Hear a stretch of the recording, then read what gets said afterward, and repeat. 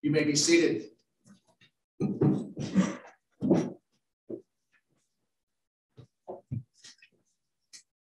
right, welcome back, everyone. We are going to take our last two cases together for today's oral argument docket, and doing something a little bit different. So, counsel, I want to make sure that that I've got you all stipulation on how we're going to divvy up oral argument correct. And so, take a page from my old trial judge days. Somebody just pipe up if I've got anything wrong. Okay. As I have it, we have Gulf Coast Transportation will go first with 30 minutes of total time, from which you can allocate up to 5 minutes for rebuttal. Okay. So far, so good? I was hoping to allocate 7, but if you only give me 5, that's what I'll take. Yeah, everybody's going to do it. We'll do like a typical oral. All right. Everybody to 5. Then next goes the state of Florida, which again, 30 minutes total time. You can allocate for rebuttal up to 5. Then we'll go third in line will be Hillsborough County, which is a full, which its response will be 20 minutes.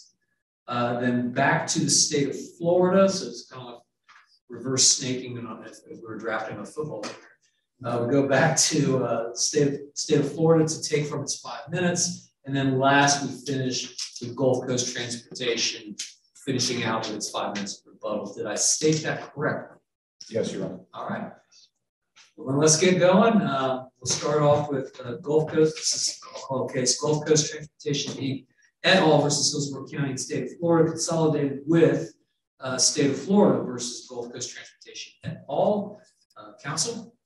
May it please the court, Brian Gowdy for the taxi medallion owners. Given that the court's graciously allowed this much argument time, I'm hoping the panel might indulge me with about 3 uninterrupted minutes to set the table in a manner that I hope will make our dialogue today productive for the panel.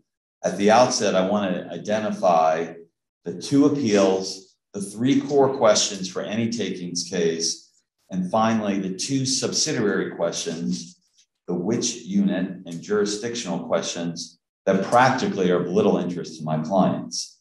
Starting with the 2 appeals in this takings case, my clients, the medallion owners, have appealed the summary judgment grant for the county.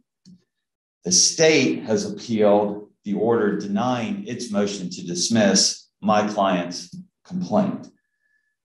And the 3 core questions for any takings case: 1, is the plaintiff's interest private property? 2, did the government take the property? 3, what is the compensation owed to the plaintiff? The 3rd question, the compensation question, is not before the court today, though many of the state's arguments might make the court think otherwise. On the first 2 questions, we and the county agree on these answers. 1, the medallions are private property. 2, a governmental unit took the private property. Now, where we and the county part ways, and I'll say frankly only slightly, is the identity of which unit of government. The county says the state took our property. We agree. But in the abundance of caution, we say the county also may have contributed to the taking of the property by failing to honor the pre-2018 medallions. This answer is practically insignificant to my clients, provided that at least one unit of government is assigned responsibility. The which unit dispute is between the county and the state, primarily. Second subsidiary question, the jurisdictional question on the state's appeal. Ordinarily, an appeal of an order denying a motion to dismiss is not appealable.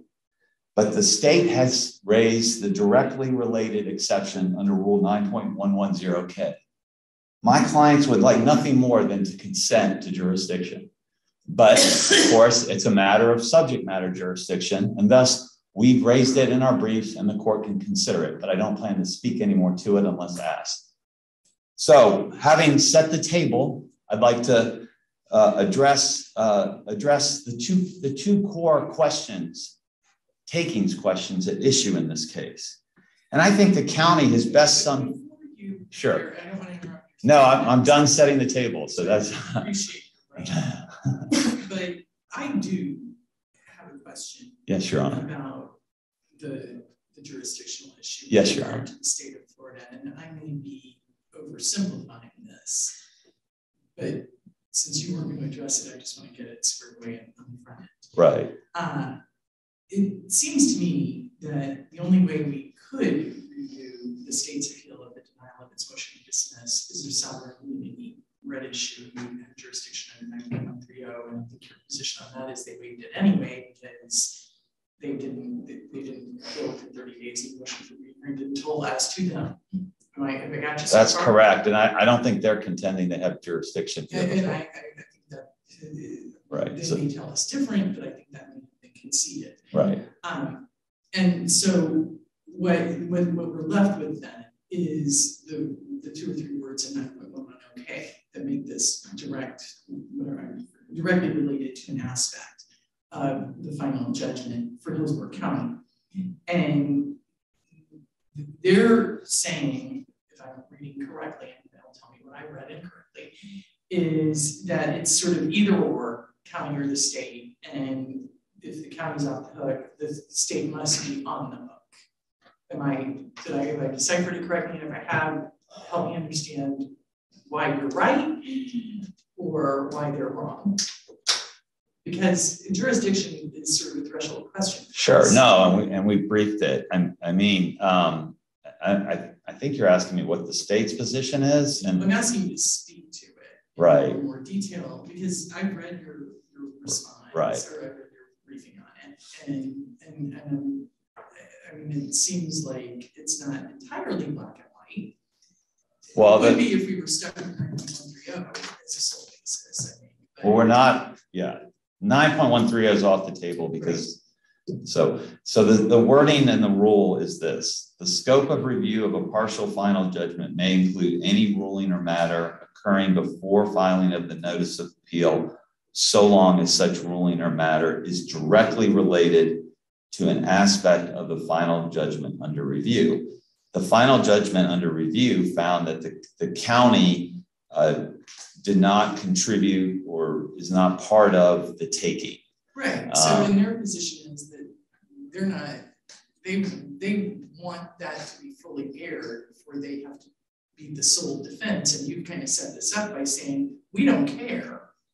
Right. That's between the two of them. So why are they wrong?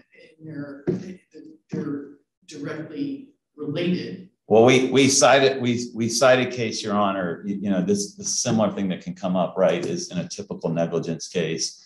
Where you have two defendants and summary judgment is entered in favor of one defendant, and the other defendant will try to appeal that, which they are entitled to do. But then you also have a subsidiary issue on the affirmative defense by the defendant who's still in the case, where they're asserting, Fabre or effectively comparative negligence against the co-defendant, and the case we cite said no, there's not jurisdiction in the appellate court. It's a little bit different because so they have two arguments. One is that if there was a taking, we didn't do it, and the other one is that there wasn't a taking. That one's a little more tenuous when you talk about jurisdiction for the latter, but for the former, isn't that a little different than the Fabre comparative negligence? It's more like who did what is intertwined with whether there was taking. I get it. I think that the state's on stronger ground with the issue about are we the only defendant that should be here than they are on their, and the way they've structured their brief. The first argument is if there was a tanking, the county did it. That seems more directly related. And then their second issue, I mean, I would candidly concede it's more directly related. Then their second issue is, well, there wasn't a taking anyway. And that seems, less. I will say, given that we're here and that this has been briefed pretty extensively, and I'm sure the trial judge would like some guidance from the court, but I don't know what else to tell you about this. This scenario does not arise very fair to say in takings cases where you've got a partial adjudication between two potentially mutually causing taking authorities, and you have a partial adjudication as to one and not the other. Right. There's very few cases on the combined taking, and I know of no case dealing with the appellate jurisdiction. I don't think any of the cases deal with that. So there's one case from the 4th DCA on a combined taking, but it didn't get into the appellate jurisdiction at all. So, the appellate jurisdiction's novel. We raised it, as I said, because we have to as officers of the court. But as I said, I think my clients would be happy if we got into the merits of the taking. Well, you kind of have to anyway, because we haven't determined whether we have jurisdiction for the question of whether there's a taking or not. And we definitely have jurisdiction as to whether. There's definitely jurisdiction over my client's appeal for the sum. County back in, and we have to hear arguments on that without doubt. Correct. And we did file a pre-briefing motion to dismiss, which I understand why the motions panel deferred on that, but that would have narrowed the scope of briefing. But now we have everything here briefed. So, and I frankly wanted to spend more of the time talking about the taking. So I don't, but of course I'll answer whatever questions. You want to spend more time on whether there was taking than on whether the county was the perpetrator? Yes. Because from my client's perspective, we're getting caught in the crossfire between two units of government. It's like, which budget line item is this going to fall under, the county's budget or the state? But from my client's perspective, the property was taken. All right, so what was the property taken? Okay. The medallions were not physically taken.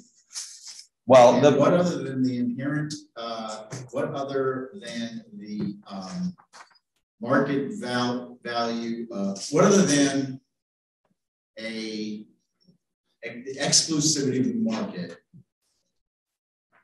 was taken?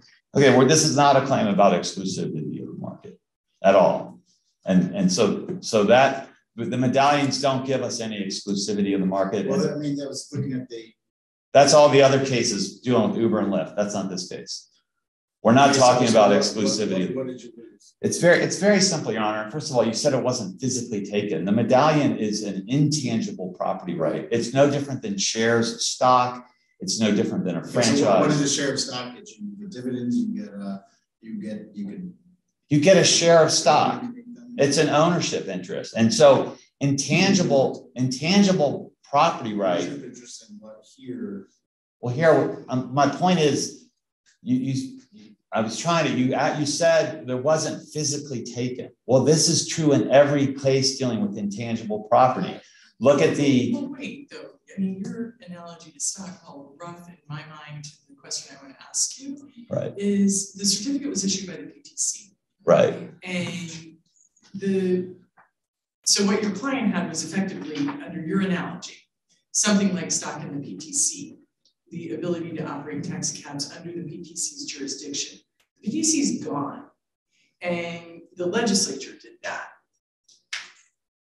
So what got taken? The legislature killed the company in which your client had stock. That's it. It was an intangible interest. It died with the company.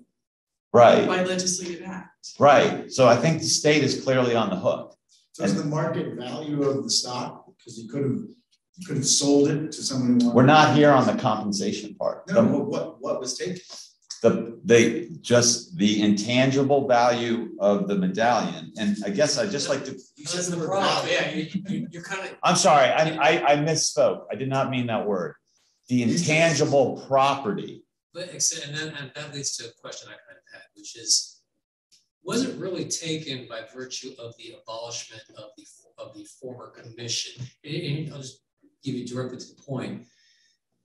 There was a discrete statute that was enacted in 2012 that recognized that these medallions shall be treated as private property.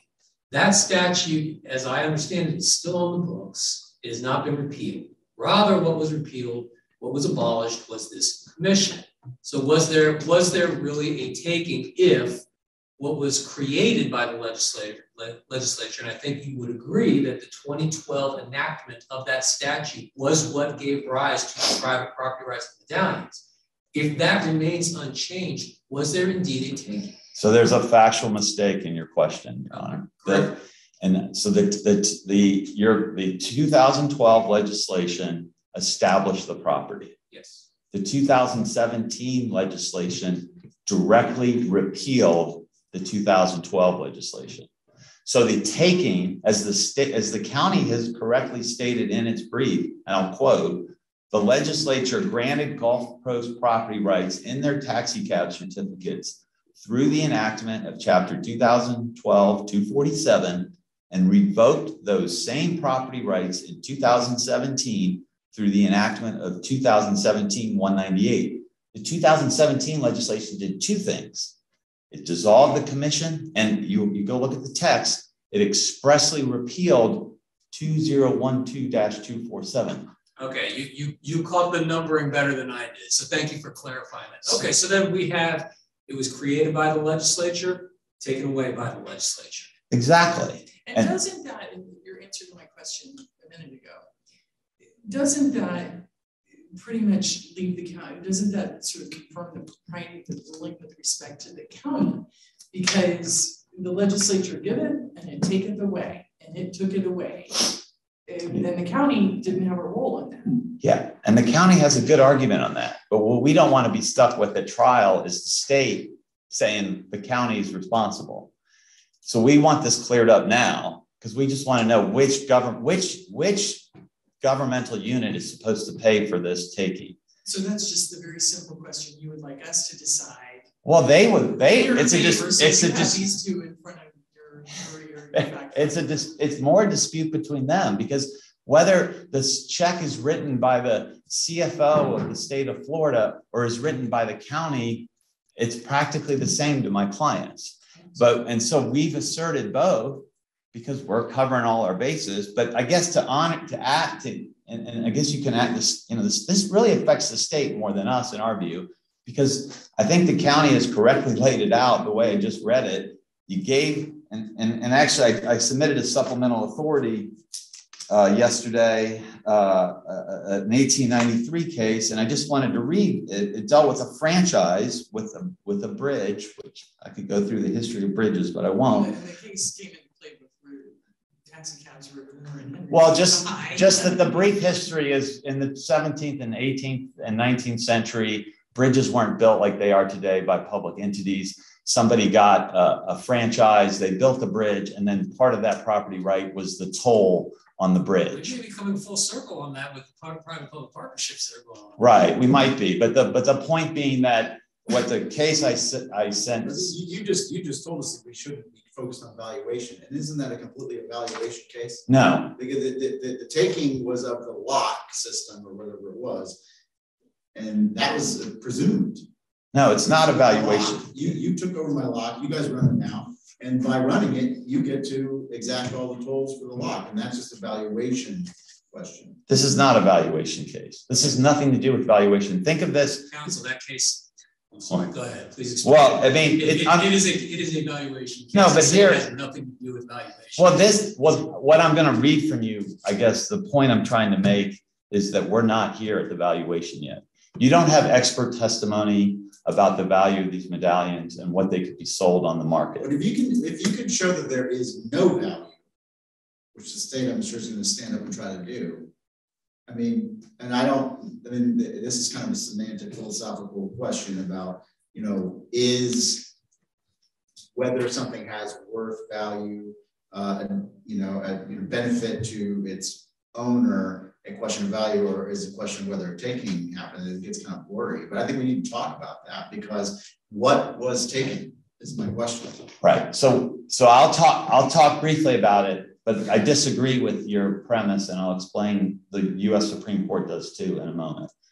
The value here is that we had a medallion that was by the statute not only declared to be private property, but was stated in the statute may be transferred by pledge, sale, assignment, sublease, devise, or other means of transfer.